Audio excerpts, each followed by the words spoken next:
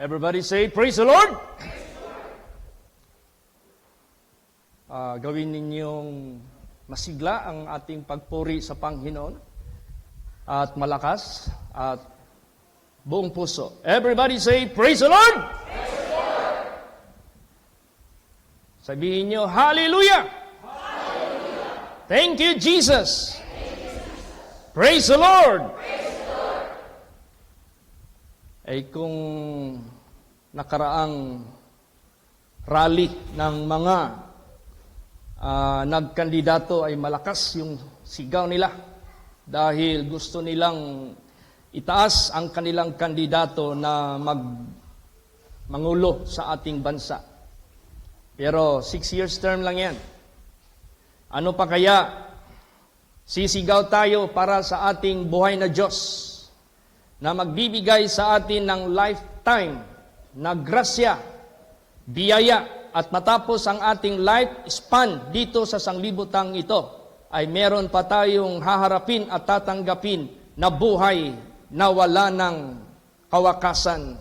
Lalo't higit tayo'y sisigaw sa Kanya para purihin Siya, pasalamatan Siya.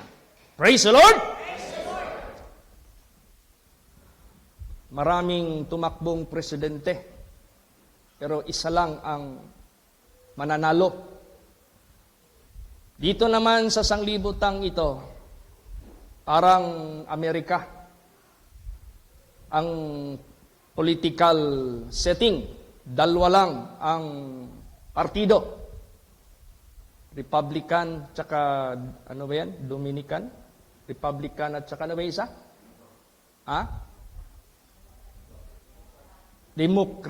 Democrats. Opo. Dito naman, dalawa din ang partido na gustong mangulo, maghari. Yung natalo na doon sa langit na gustong maghari, si Lucifer. Hindi siya nanaig doon. Tapos nung binagsak siya dito sa lupa, gusto pa rin niya maghari. At pinapakilala pa rin niya ang kanyang sarili na siya yung Diyos. Subalit, dahil sa awa ng Diyos sa atin, nagpakatawang tao ang Diyos para ipakilala rin sa ating lahat na sa Kanya tayo maniniwala at sa Kanya tayo lalapit dahil siya yung totoo at tunay na tagapagligtas sa atin.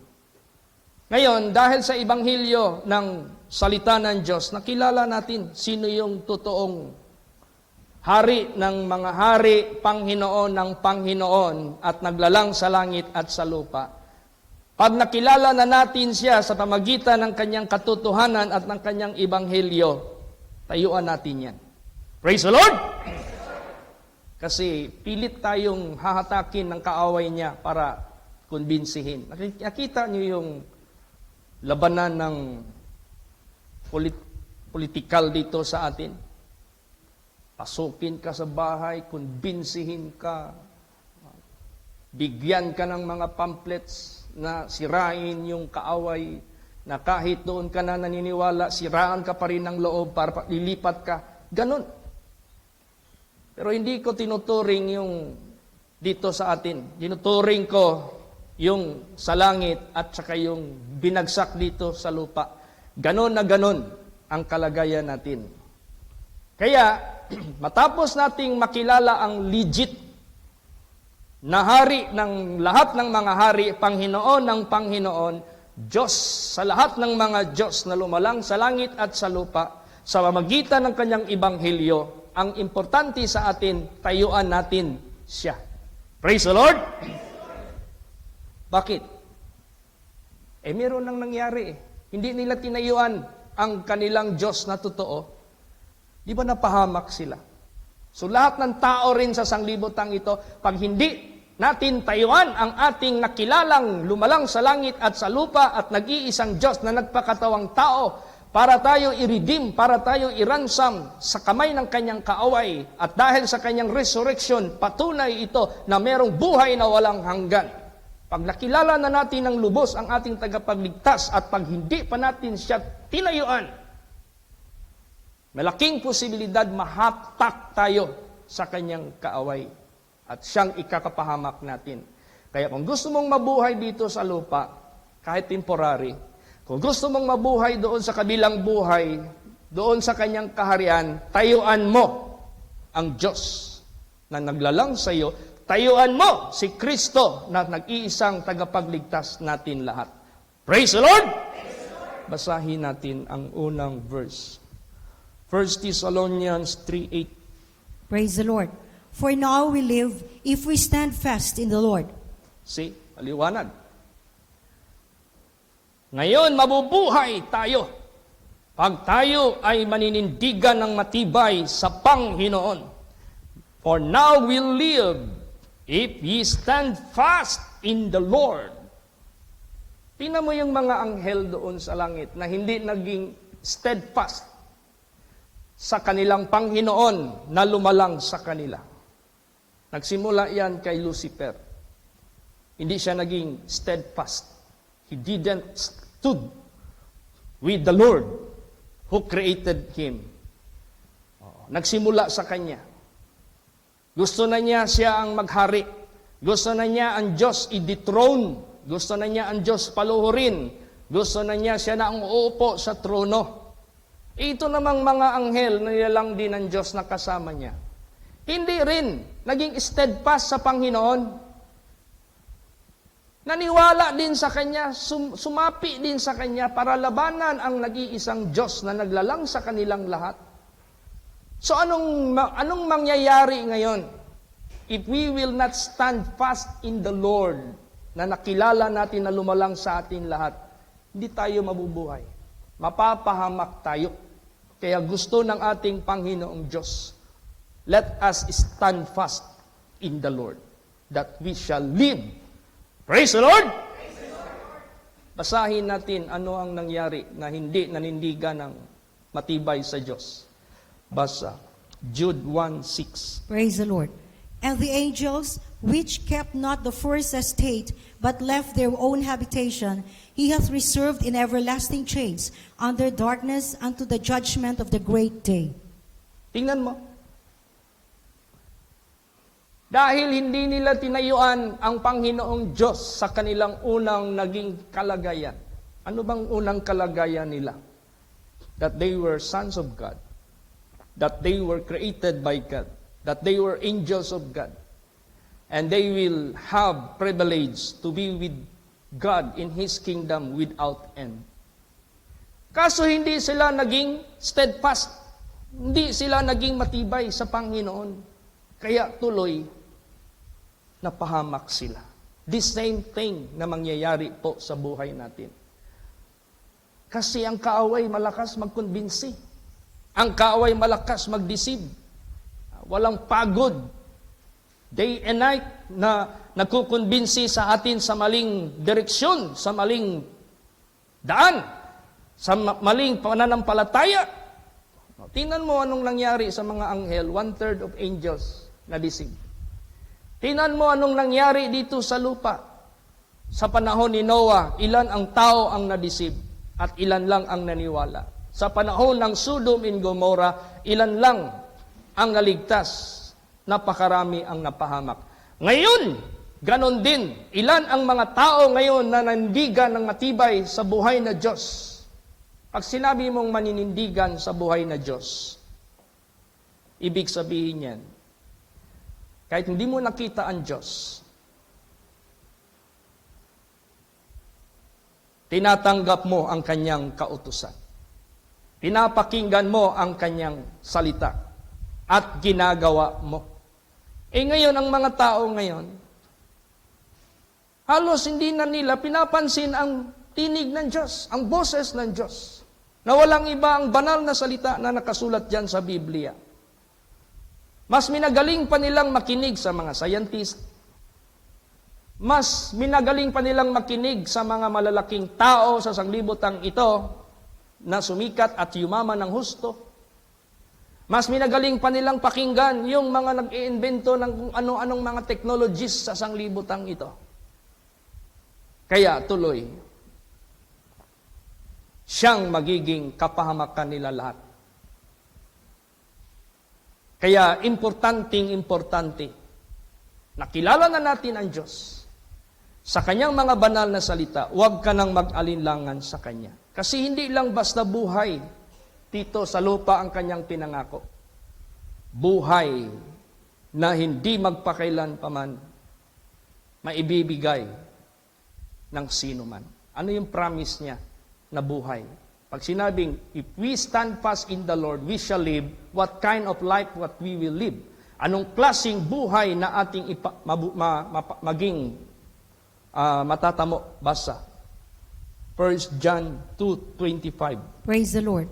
And this is the promise that He hath promised us, even eternal life. Tingnan mo. Yan ang pangako niya na buhay.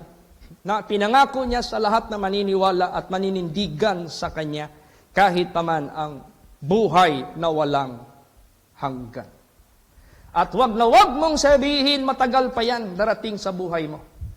Kasi ang buhay natin sa sanglibutang ito napakabilis, parang isang sulyap lang. Ang buhay natin sa sanglibutang ito parang overnight lang. Ang buhay natin sa sanglibutang ito parang usok. Minsan makikita mo, maya-maya, titikan mo ng husto, mawawala. Life is like a vapor, appeareth for a moment, afterwards disappear. Pag sinabi ni Lord Jesus Christ, the kingdom of God is at hand, that is accurate, that is perfect, that is true. Tapos sabihin mo, oh, how come those people who died until now, hindi pa nila natanggap yung resurrection? There are how many decades, there are how many centuries already that passed, and yet they are still in the grave. They never been resurrected to receive the promise of God, which is eternal life. Iisahin yan ng Diyos. Sasabayin yan ng Diyos. At lahat na namatay mula kay Adam kang Eva, whether you are righteous or not, yung kanilang paghihintay sa resurrection, hindi nila mararamdaman ang length of period or time na kanilang paghihintay. Para bang tao natulog, kahit ilang oras kang matulog dyan, paggising mo, gusto mo pang babalik sa tulog kasi hindi mo ramdam yung panahon habang natutulog ka. Akala mo isang iglap lang, gumising ka, akala mo you never spent time in your sleeping. Akala mo wala kang ginugol na panahon, yung pala naka8 oras ka na o naka10 oras ka na. So, lahat ng sinalita ng Diyos, accurate and perfect. So, gusto ng Diyos maging steadfast tayo sa Diyos. Gusto ng Diyos habang nabubuhay tayo sa sanglibutang ito, mabuhay tayo para kay Kristo. Praise the Lord! Bakit? Basa. Philippians 1:21. Praise the Lord. For to me to live is Christ, and to die is gain. Yes. Kasi wala na kasing ibang sino pa man mula sa langit na bumaba dito sa lupa na maghahayag ng katotohanan about God. Wala nang ibang galing sa langit na bumaba dito sa lupa na magbibigay sa atin ng liwanag na binilim ni Satanas sa buhay ng tao. Wala na eh. Kaya nga sabi dyan neither is there salvation in any other, for there is none other name under heaven given among men whereby we must be saved. Wala nang kaligtasan sa kanino paman, sabagkat wala nang iba na bumaba mula sa langit. Papunta dito sa lupa na sa pangalan niya, tayo ay maliligtas. Wala namang iba. Sino pa bang ibang bumaba mula sa langit? Si Kristo lang. Kaya, diyan tayo mamumuhay para kay Kristo. Anong ibig sabihin mamuhay para kay Kristo? Believe Him and obey what He showed to you. Maniwala ka, sundin mo anong ipinakita sa iyo. Basahin mo yung Gospel of Jesus Christ, Matthew, Mark, Luke, John. Diyan mo makikita ang mga sinasabi, diyan mo makikita ang gawa ni Kristo, diyan mo makikita ang turo ni Kristo. Sundin mo lahat yan. And he is speaking about the Word of God in the Old Testament. Pag magbasa ka ng Old Testament, lahat Old Testament, sinunod yan ni Kristo sa New Testament. Praise the Lord! Si Kristo lang ang nakasunod sa batas ng Diyos. Walang taong makakasunod. Sa atin dito, walang makakasunod sa batas ng Diyos. Kaya ang righteousness will be acquired by faith. Bakit by faith? Kasi kung naniwala ka kay Kristo at hinayaan mo siyang mabuhay sa iyo at hindi na ikaw, diyan mo pa magagawa ang batas ng Diyos. Dahil hindi na ikaw ang gumagawa, kundi ang Diyos na. It is God that worketh in you both to will and to do His good pleasure. Kaya sabi ni Lord Jesus Christ, without me, you can do nothing. Ganun ang ibig sabihin yan. Righteousness by faith through our Lord Jesus Christ. No man can fulfill the law. Walang makapulfill sa batas. Kaya the law became cursed to human kasi walang nakasunod sa kanila. But nandito, pumunta ang ating Panginoong Hesukristo, ginawa niya, tinupad niya ang batas ng Diyos para maniwala tayo sa Kanya at hayaan natin si Kristo ang mabuhay sa atin at hayaan natin ang sarili natin ma-denied. Kaya sabi ni Jesus, you want me to be followed sa buhay nyo? Gusto nyo ako ang mabuhay sa inyo, ang masunod sa inyo? Deny yourself. Take up your cross daily and follow me. Ganun ang way. Kaya napaka-importante magpakatibay tayo sa Panginoong Diyos. Alam niyo po bakit sinabi, for me to live is Christ and to die is gain? Basa. 1 Timothy 4:8. Praise the Lord. For bodily exercise profiteth little, but godliness is profitable unto all things, having promise of the life that now is, and of that which is to come. Yan. Bakit? Gain if you live for Christ. Sinabi diyan, bodily exercise profiteth little. Alam niyo, bago lang ako nanood sa YouTube ng richest men in the world, yung pinakamayaman na tao sa buong mundong ito. Isa dyan yung hari ngayon ng Saudi Arabia. Si Salman. Pinakita yung yachts niya, pinakita yung airplanes niya, pinakita yung mga customized na mga Rolls Royce niya, na mga sasakyan na gold. Pinakita yung mansion niya, pinakita yung bathroom niya, pinakita yung lahat-lahat na super magnificent, super royal, lahat kung ano mang sabihin mo na term to describe the super na mga acquired assets niya. Kasi kamamatay lang ng kanyang papa na hari ng Saudi Arabia. Ilang taon yung papa niya? Maybe 85. Yun lang. 85 years mo lang pakinabangan ang mga kayamanan sa sanglibutang ito. That's why bodily exercise profiteth little. Bakit? Pinanganak ka sa sanglibutang ito, having nothing. Pagkamatay mo, wala ka ring madadala dito sa iyong naging buhay pa sa sanglibutang ito. Kaya sabi ni Job, naked I was born, naked I will face the Lord. I brought out nothing into this world, I carry out nothing out of this world. Life is like what? Grass that withers. All flesh is like the flower that fadeth.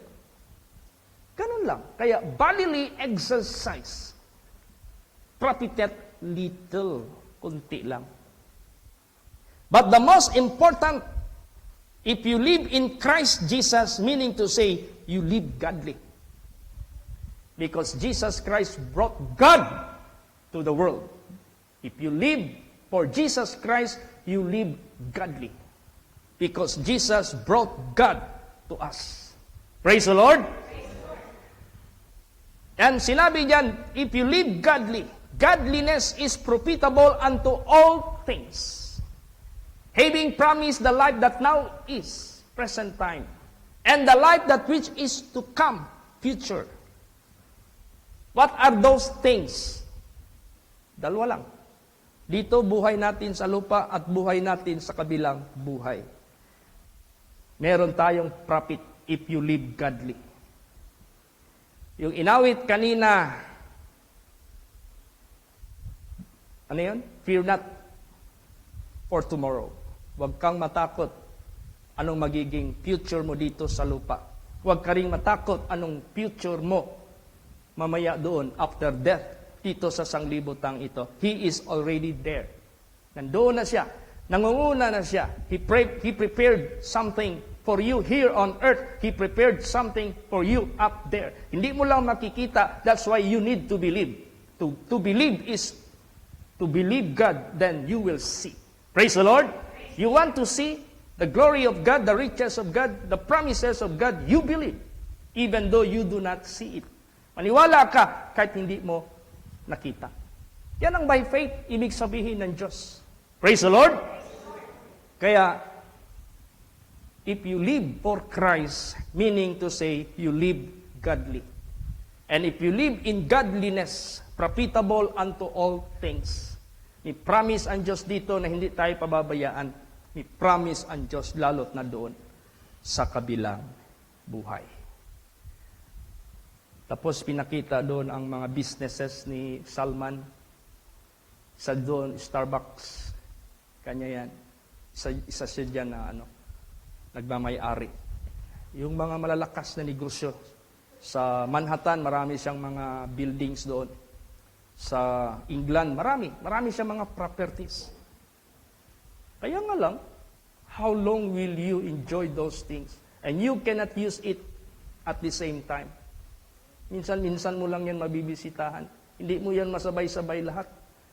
Kaya, life is so limited. Bodily exercise profited but little. Kunti lang. Kaya, you want to have gain, live for Christ. That is godliness. Now, ang tanong, how to live godly? How to live for Christ? Marami kasing mga tao, akala lang nila, basta lang sabihin nila ay ang Christian, okay na. Akala kasi ng mga tao, pag sinabi, I believe God, godly ka na. Akala kasi nila, if they believe Christ, disipulo ka na ni Kristo. No. Hindi ibig sabihin, if you look to Christ, you are automatically His disciple. No. You have to follow His example. And to follow His example is not a joke, because this can never be done by sight. But this only could be done by faith. Praise the Lord! Kasi hindi mo nakikita yung sinusunod mo. Pag meron kang faith sa Kanya, then you are candidate na makasunod sa Diyos. Pero kung wala kang faith sa Kanya, it is impossible for God to be pleased. Hindi mo talaga siya mabigyan ng kalugod-lugod. So how to live for Christ and how to live godly? Basa, John 8:31. Praise the Lord. Then said Jesus to those Jews which believed on Him, if you continue in my word, then are you my disciples indeed. Ayan. Tingnan mo. Paano natin malaman that you are human being? Kumakain ka ng pagkain, siyempre. Hindi ka naman bato. Hindi ka naman dead things sa sanglibutang ito that you don't need any food. So, makilala na human being ka, ay kumakain ka. Ganon din. Makilala ka na believer of God ka, godly ka, or disciple or follower of Jesus Christ ka dahil nagpapatuloy ka sa Kanyang banal na salita. If you do not have this kind of life na nagpapatuloy sa banal na salita ng Diyos, you can never be one of His disciples. You can never be called godly. Hindi pwede. Bakit? Anong nagbubuhay sa tao? Pagkain. Sa ating pagkaanak ng Diyos, anong nagbubuhay sa atin? Salita niya. Praise the Lord! Yan lang yung nagbubuhay sa atin. Ang salita ng Diyos. Yan yung nagbibigay sa atin ng spiritual strength na ma-resist natin ang kasalanan. Yan yung nagbibigay sa atin ng wisdom to understand His will. Yan yung nagbibigay sa atin ng understanding to depart from evil. So, mariretain mo yung life which is godly if you continue in His Word. Praise the Lord! Patuloy ka talaga sa banal na salita ng Diyos. Never stop it. As long as you still living in this world. And that Word of God will continue even up there in heaven. Praise the Lord! Kaya, hindi sabihin mo Kristiyano ka, wala kang simba-simba. Kristiyano ka, wala kang pake sa batas ng Diyos. Kristiyano ka, wala kang pagpapatuloy sa kanyang banal na salita. Hindi yan. Kaya, i-prove natin sa sanglibutang ito na itong Word of God, tinitreat natin ito more than necessary food. Mas higit pang importante kaysa mahahalagang pagkain sa sanglibutang ito. So, you want to be godly, you want to be follower of Jesus Christ, which is being called disciple. Jesus said to those which believe on Him, if ye continue in my word, then ye are my disciples indeed. Yes, maging disciple ko kayo. So, patuloy tayo, non-stop, sa pagpakinig, sa pagbasa, at sa paggawa. Tatlo yan eh. Hindi pwede isa lang. Tatlo yan. Basa. Revelation 1:3. Sige po. Ano yung tatlo na yan? Sige. Ano yan? Unexpected, ano natin yan? Verse. Sige po. Praise the Lord. Blessed is he that readeth, and they that hear the words of this prophecy, and keep those things which are written therein, for the time is at hand. Yan. Tatlo. Blessed is he that readeth, blessed is he that heareth, and blessed is he that keepeth the book of this prophecy, because the day is at hand. Pag bulag ka, may pakinig ka, makarinig ka, magawa mo pa rin. Pag bingi ka, pero nakakakita ka, makakabasa ka pa rin, magawa mo pa rin. Hindi man ma-establish yung pag-keep without having His Word. Praise the Lord! Eh, what if, Pastor, bingi, bulag, tapos pipi pa? Gumawa ang Diyos ng brill. Alam mo yung brill? Yung ginagamit ng bulag. Meron ng Bible ngayon na brill eh. Kakapain lang ng kamay nila, mababasa nila yung letra. Walang lusot. Ang tao, gumawa ang Diyos ng lahat ng paraan. Paano yan kung Bisaya ako, hindi ako makaintindi ng English, gumawa din ng translation ng Diyos ng Bisaya. Eh kung Ilocano, meron ding translation ng Ilocano. German, lahat ng halos dialect ng buong mundo. God made translation. Praise the Lord! Walang excuse ang tao sa sanglibutang ito. Kaya, para kasi tayong sanga na kung hindi tayo mag-abide kay Kristo Jesus, wala tayong magagawa. Basa. John 15 verse 4. Praise the Lord. Abide in me, and I in you. As the branch cannot bear fruit of itself, except it abide in the vine, no more can ye, except ye abide in me. Yes, manatili kayo sa akin at ako'y mapapa sa inyo. Katulad sa sanga, kung hindi siya mamumunga, maliban siya'y manatili sa puno. Wala kayong magagawa kung hindi kayo manatili sa akin. See, ganun ka-importante ang Word of God. Abide tayo dyan. Continue tayo dyan. Yan ang makabuluhan na buhay na huwag tayong huminto sa salita ng Diyos. Tapos habang nagpapatuloy tayo sa kanyang banal na salita, dyan tayo didinggin anumang hingiin natin sa kanya. Basa, John 15:7. Praise the Lord. If ye abide in me, and my words abide in you, ye shall ask what ye will, and it shall be done unto you. Yan. O, di ba? Kung manatili kayo sa akin, ang salita ko manatili sa inyo. Anuman ang hihingiin na gusto ninyong hingiin, mangyayari at matutupad sa inyo. O. Kaya kausap ko ang ating kapatiran dito na bisita natin. Na nagboto kasi ako diyan sa Matina. Mataas ang linya. Sabi ng mga tao, Sir, ang pinakabuntot ng linya dito sa butuhan, sa precinct na ito, na sa itaas, second floor. Umakyat ako sa second floor. Pag akyat ko pa lang ng hagdanan, ang mga tao nandoon na sa hagdanan nag-line up. Hagdanan na naman, papunta na ng second floor, nandoon. Pag kanan ko, napakahaba ng linya. Ang buntot, napakalayo. Ay nadaanan ko sila, mag-asawa. Di siyempre, kapitbahay. Kababata. Nag-usap-usap kami. Hanggang nag-sharing kami sa buhay. Sabi niya sa akin, ngayon pa lang ako nagkaedad, naniwala at humingi sa Diyos. Pero hindi pa huli ang lahat. Kasi nakasimula na ako at meron na akong someday na haharbisin sa kanyang financial side. Nag-share din ako sa kanya. Sa buhay ko rin, when I never ask doon sa Diyos, I never receive from Him. But when God calls me to ask, gusto niya akong pahingiin ng ganito. Kung kailan ako humingi, tsaka ako natanggap. Kaya ganun pala.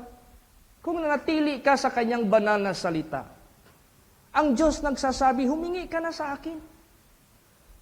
Kahit gaano ka-imposible. Kahit gaano kalaki para sa iyo. Kahit gaano kahirap para sa iyo. Ibibigay ko yan. Praise the Lord. Kaya, yan ang pangako ng Diyos dito sa buhay na ito. Kung anumang pangangailangan natin, ibibigay niya. Basta mag-abide tayo sa kanyang banal na salita. I never thought that I could have vehicle in my ministry. I never thought because of what? Dahil sa kawalan talaga. Pero nung pinukpok ako ng Panginoong Diyos na humingi sa Kanya, nandiyan pala yan eh. Pag mag-abide ka sa Kanyang banal na salita, may privilege ka hihingi sa Kanya at ibibigay niya. Yung palang privilege na sa akin, matagal na. Hindi ko lang ginagamit. Baka kayo din ganon. Nag-abide kayo sa kanyang banal na salita. Gamitin niyo yung privilege ninyo. Ano yung privilege natin? Humingi ka sa kanya kahit ano, ibibigay niya yan. Huwag ka lang humingi ng ikasasama mo. Huwag ka lang humingi sa ipagkakasala mo. Siyempre, kung nag-abide ka sa kanyang banal na salita, hindi ka lalabas sa kanyang katuwiran, hihingi at hihingi ka ng matuwid na bagay. Eh ngayon, yun. Unang hingi ko, vehicle, sasakyan. Even at that time, it's impossible for me to afford to buy a vehicle. Ginamit lang isang tao. Isang tao lang ginamit. Naging capable ako. Hindi ko pa kilala. Hindi ko pa membro. Nakasakay ko lang diyan sa barko. And when we met each other, the way he approached me is to bring me to Christ. And I never introduced myself as a servant of God or a pastor. I just respect him because he is bringing me the Word of God. I must respect him. Until such time na baliktad siya ang sumama sa akin. Praise the Lord. Afterwards, after all, nakilala niya na ako pala isang lingkod ng Diyos. And God bless him. Siya lang ang ginamit. Nag-love siya. which is capable to buy cash talaga na sasakyan. Pero ang nabili kong sasakyan according to my request. Kasi lumabas sa bibig ko kahit bulok. Basta aandar, basta apat na ligid, apat na gulong. Natupad talaga yan. Siguro nakita pa yan ni Leia. Yung unang sasakyan ko dyan sa Matina, yung maroon na Pinoy na maroon. Pinoy 2. Yung pinagsawaan ng PLDT sa Manila na service nila hanggang nabili ng isang taga Jensan at bininta niya rin sa akin. Worth 50,000. Praise the Lord. Kaya, ganun ang privilege. Pag mag-abide tayo sa kanyang banal na salita, ask anything. Ibibigay niya yan sa atin. Kaya itong ating mga gawa ayon sa kanyang mga tinuro sa atin sa banal na salita ng Diyos, magpakatibay tayo para anuman tukso ng dyablo sa buhay natin, hindi na tayo mahulog sa pagkakasala. At maging worthy tayo, tatawag sa kanyang pangalan, at pagdating ng panahon, kung ikamatay man natin, ilang taon tayo sa sanglibotang ito, basta namuhay ka kay Kristo, huwag kang mabahala. He is there already. Nandyan na siya. Di ba sabi ni Jesus, let not your heart be troubled, neither let it be afraid. In my Father's house are many mansions. If it were not so, I would have told you. For I go and prepare a place for you. The question is, He went already? Yes, He went already. Praise the Lord. And if I go and prepare a place for you, I will come back again. The question is, did He already come? Pumunta na ba siya dito? That is the most awaited for all believers of Christ. Praise the Lord. And that is anytime. I will come back again. So that I will receive you unto myself. Kailan darating yan? Sa first stage of coming of Jesus Christ in the clouds, those who died in Christ Jesus shall rise first and meet Christ in the clouds. And those who are still living, who live in godliness and in holiness and in righteousness, in a twinkling of an eye, you will be changed from corruptible body into incorruptible body. Then you will be going up to meet Christ. Yan yung pagkuha niya. And if I come back, I will receive you unto myself. And where I am, there ye may be also. Praise the Lord. Ano ibig sabihin yan? Pag nakasama ka sa first resurrection, pag nakasama ka sa rapture, makasama ka lang sa first resurrection kung namuhay kang banal at matuwid ayon sa kanyang kabanalan, ayon sa kanyang katuwiran, at ikinamatay mo. That is considerable as you died in Christ Jesus. You will rise first at His coming in the clouds. And those who are still living, buhay pa, namuhay na banal at matuwid, namuhay para kay Kristo, namuhay na godly, in a twinkling of an eye, you don't need to die anymore to change your body. But God will cop up. Huhulihin ka ng Diyos pataas. So yung sinabi ni Paul, in a twinkling of an eye, we shall be changed from corruptible into incorruptible. Automatic yan. Yung sinabi niya, where I am, there you may be also. Pag nandiyan ka na kay Kristo, wala ng power yung second death sa iyo. Saved ka na forever. Magpunta man si Kristo dito sa lupa for millennium years, kasama ka rin. Praise the Lord. For where I am, there ye may be also. Tandaan niyo yan. Pagtapos ng final judgment ng buong sanglibutang ito, yung i-resurrect niya lahat, general, at hatiin niya yung mga goats, mga sungayan na laging lumalaban sa kanya, left side. Yung mga sheep na masunurin sa kanya, right side. At yung mga masamang espiritu, isasabay na niya lahat doon sa mga goats. Isang lugar lang sila. Yung mga sheep, isasabay niya rin lahat papunta sa kanyang karian. Then there will be end of the world. Wala na ito. This will be burned. There will be a new earth and a new heaven. Praise the Lord. Kaya, if you live for Christ, it's gain. Merong pangako ang Diyos dito, hindi kanya pababayaan. At may pangako ang Diyos doon sa kabilang buhay. So what is the conclusion? Basa. 1 Corinthians 15:58. Praise the Lord. Therefore, my beloved brethren, be ye steadfast, unmovable, always abounding in the work of the Lord, for as much as you know that your labor is not in vain in the Lord. Yan. Kaya mga kapatid, minamahal na kapatid, magpakatatag kayo, hindi makilos, at laging sumasagana sa gawain ng Panginoon. Yamang nalalaman ninyo ang inyong mga pagpapagal, hindi maging walang kabuluhan dyan sa Panginoon.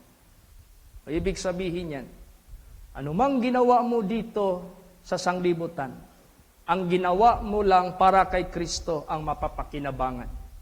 Ang lahat na ginawa mo na hindi para kay Kristo, hindi mo yan mapapakinabangan. It will not follow you up there.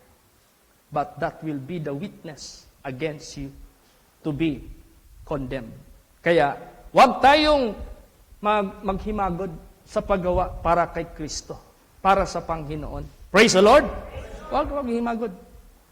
Patuloy tayo hanggang sa kawakasan ng ating buhay. For me to live is Christ and to die is gain.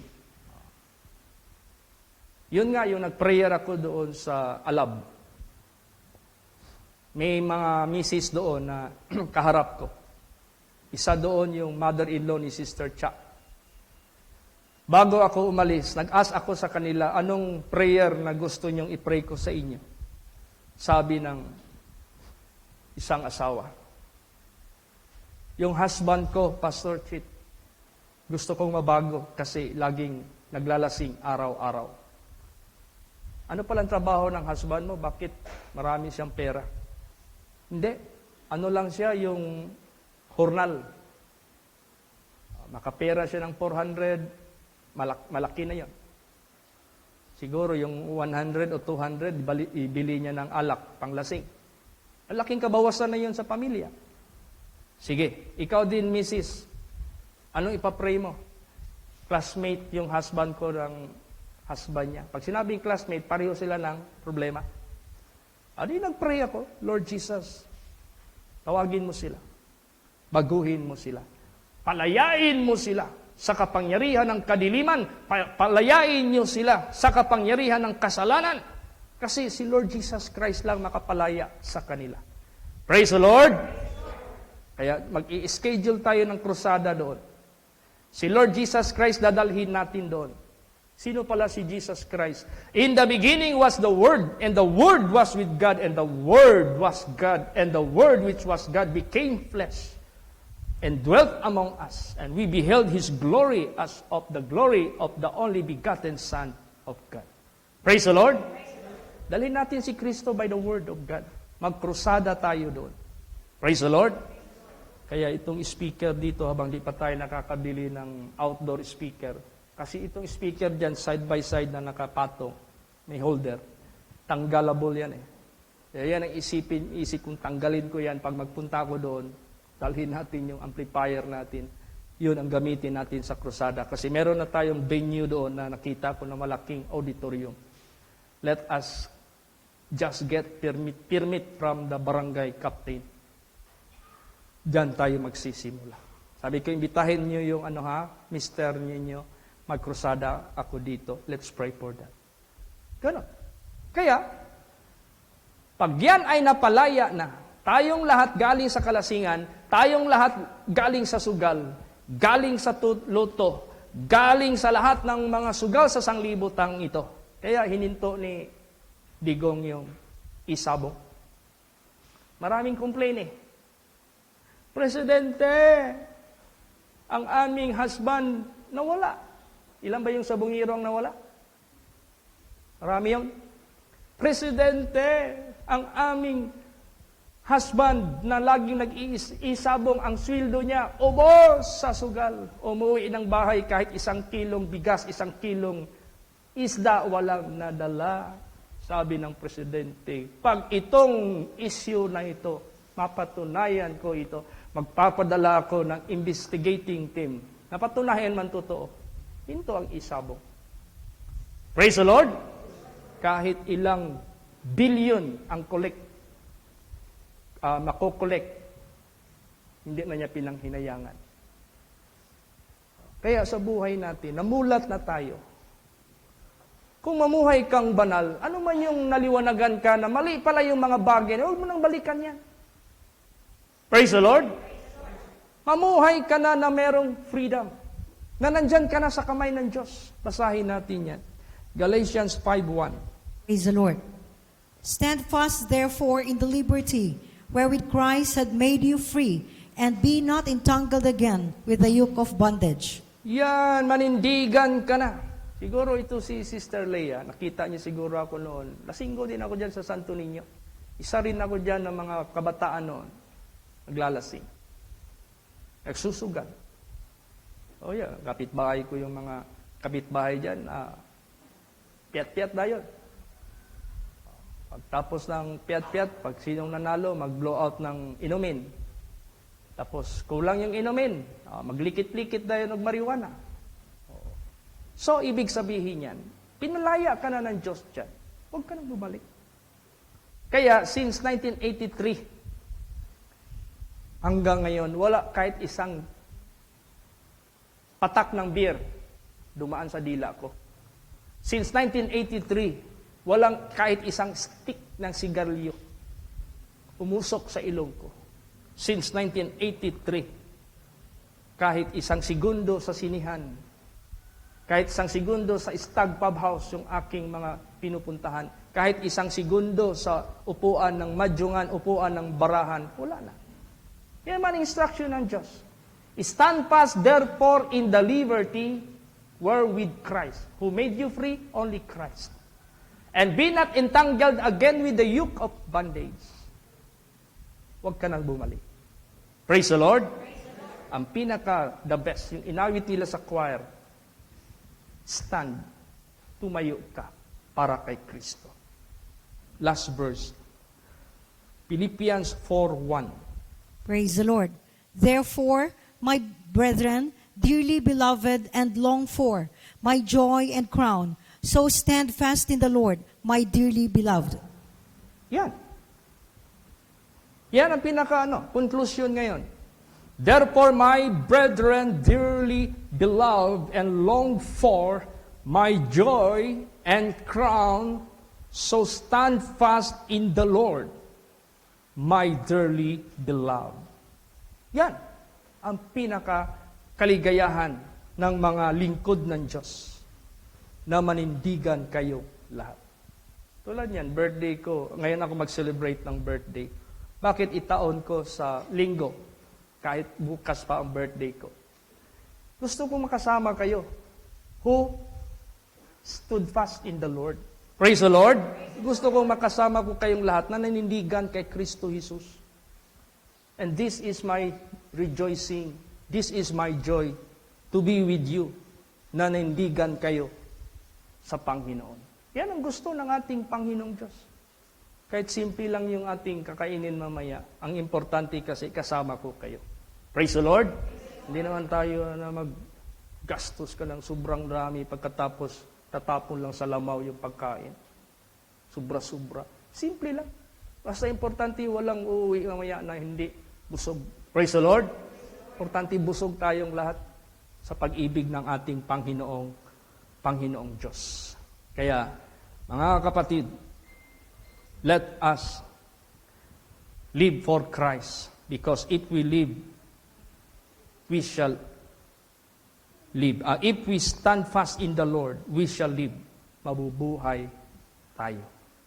Everlasting life. Mabubuhay tayo dito with all ipoprovide ng Diyos ang ating pangangailangan. Itong lupa na ito, bakit natin ito natanggap? Hiningi natin sa Panginoon. Itong building natin, kahit ganito lang ka-simple, Bakit nagkaroon tayo? Hiningin natin sa Panginoon. Nung gusto ko nang magtira dito, it will cost about 300,000 yung pag-renovate yan. Humingi ako sa Panginoon. Binigay niya para makatira ako dito. Praise the Lord.